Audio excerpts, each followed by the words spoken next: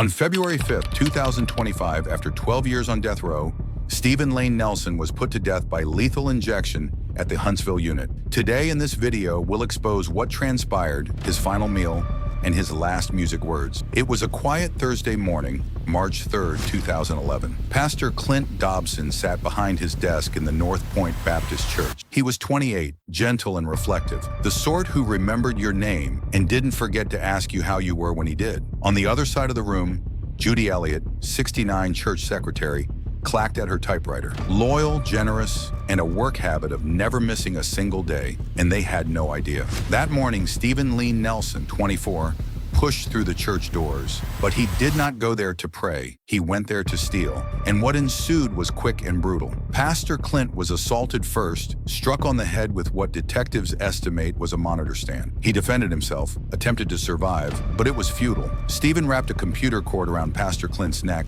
and strangled him, and then he covered his head with a plastic bag and suffocated him until he died. Judy was next. She was beaten so severely that she had brain bleeding and several broken bones, and her face, arms, legs, and back were so bruised that it was difficult to determine where one stopped and the other started. She lost consciousness before the beating stopped, and that was when Stephen finally ceased. Then he took what he came for: Clint's computer, their phones, and Judy's credit card. He then stole her car keys, walked over their bodies, and drove away like it was any other Thursday. But it wasn't. Clint was dead. Judy lay alive, and Northpointe Church would never be the same. By early afternoon, people began to worry. Clint had intended to have lunch with Dale Harwell, a member of the church, but he never showed up, didn't call, and when Dale attempted to contact him, he wasn't answering. At 12:40 p.m., another church member, Deborah Jenkins, arrived at the church parking lot. Both Clint's vehicle and Judy Elliott's were there, parked side by side as usual. But something didn't feel right. The church was quiet, far too quiet. She pressed the doorbell,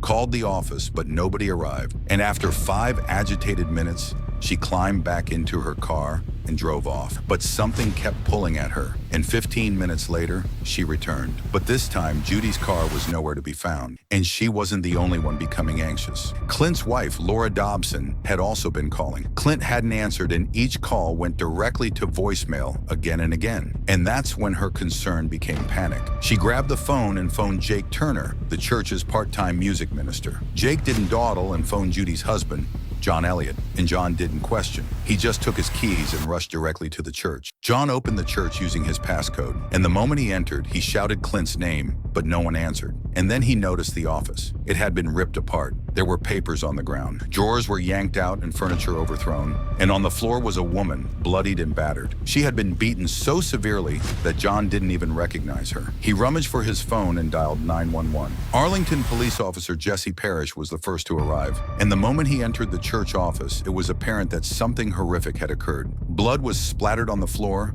A pistol grip plate was shattered on the floor. And right in the middle of it all was a woman lying on the floor on her back, her hands bound behind her. When Jesse leaned down to take a closer look, John finally saw it was his wife, beaten up so bad he could only tell who she was by the clothes she had on. Then Jesse saw someone else. Behind the desk was Clint, the pastor. He was lying on his back, his hands were bound, and a plastic bag was over his head. It had fallen into his mouth, cutting off his oxygen. Jesse ripped it off in a hurry, but it didn't matter. Clint was already gone, but Judy, in some miracle, was still alive, just barely. Paramedics took her to the hospital where doctors struggled to stabilize her. They didn't believe she would survive, and neither did John. She had too much damage. Fractures to her face, skull, arms, legs, and spine. She had bleeding in her brain, and her body indicated brutal trauma, but she lived. After 2 weeks in the hospital and 5 months of rehab, Judy finally returned home. Her body was being stitched together by mesh, screws, and metal plates, but her mind still intact. She recalled the attack, and better yet,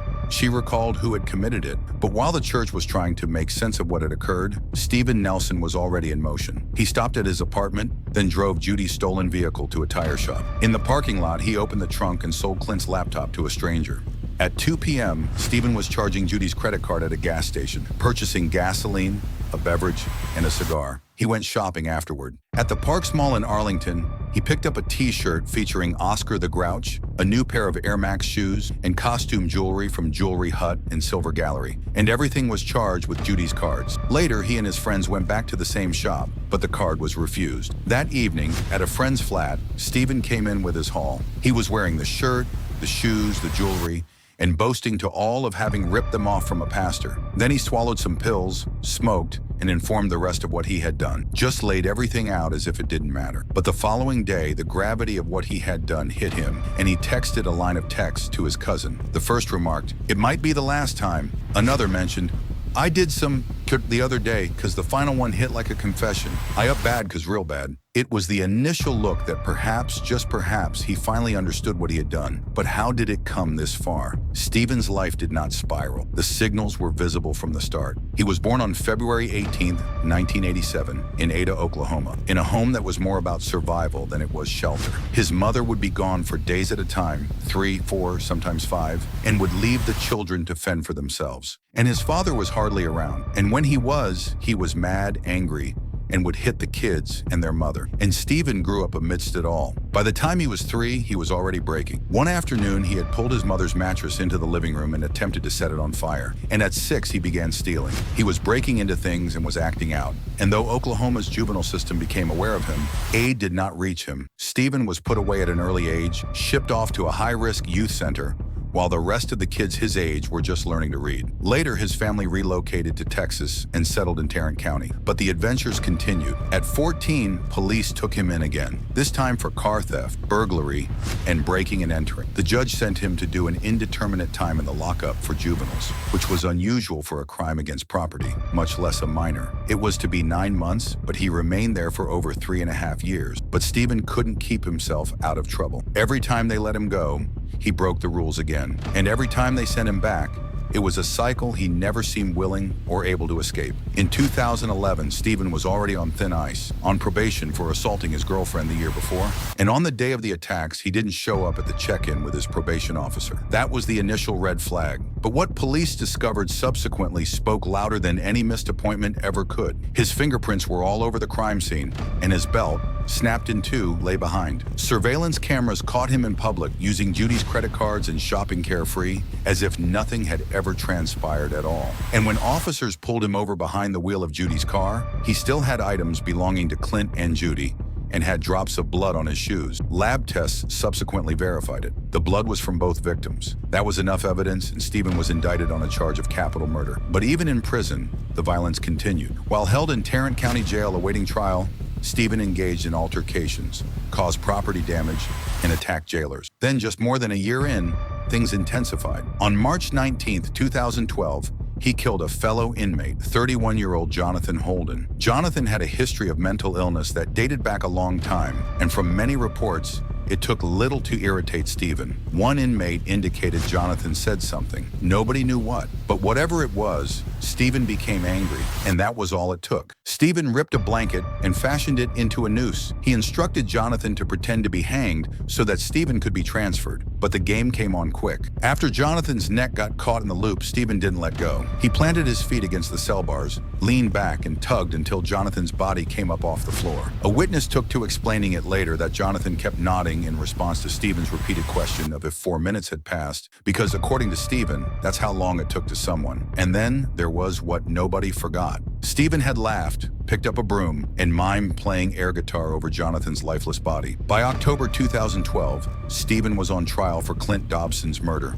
and the jury got to witness the evidence. The video of the surveillance, the charges on the stolen credit card, and Clint's bloody clothing. But what put their minds at peace came afterward when they found out what Stephen did to Jonathan Holden. Stephen stood and accused 2 others of pointing fingers at him, saying he was only the lookout. Said they were the perpetrators who murdered the pastor, but they had tight alibis, and Stephen's tale wasn't. Said he stayed outside the church for roughly 25 minutes. Said he went inside and found both Clint and the secretary on the floor, beaten but alive. That's what he said. He maintained he didn't murder anybody, just stole Clint's laptop and reported one of the others gave him Judy's credit cards and car keys. But his account didn't stand up, not in court or to the evidence. The jury didn't dally, and on October 8, 2012, Stephen was convicted of capital murder and attempted capital murder. 8 days afterwards, they came back with a unanimous verdict and sentenced him to death. Immediately after the sentencing, Stephen ripped a fire sprinkler apart in the courtroom showering the area with black fluid. It was the final thing he could claim ownership of. Everything else belonged to the state. Stevens remained on death row for the next 12 years within Texas's Polinsky Unit. He appealed all the way up, state courts, federal judges, even the U.S. Supreme Court,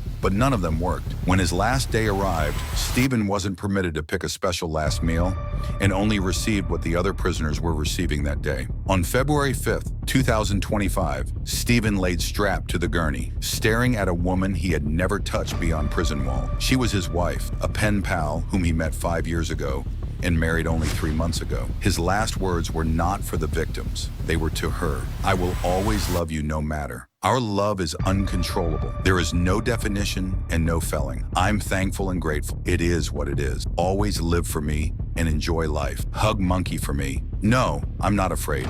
It's cold in here. I'm at peace. I'm ready to be home. Ride Warden." He had no words for the family of the victim. Judy Elliott had died the previous year, but her son was present sitting in the witness room. The warden gave the signal and the flow of the injection started. Stephen's eyes drifted over to the glass, where he saw his wife and dog one last time. "Let me go to sleep," he said to her. "Love you" escaped as his voice dropped away. His body tightened. Twice he gasped, and he seemed to struggle to hold his breath. His head, shoulders, and arms quivered for a couple of seconds before all motion ceased. He was dead 24 minutes later at 6:50 p.m. He passed away only 13 days short of his 38th birthday.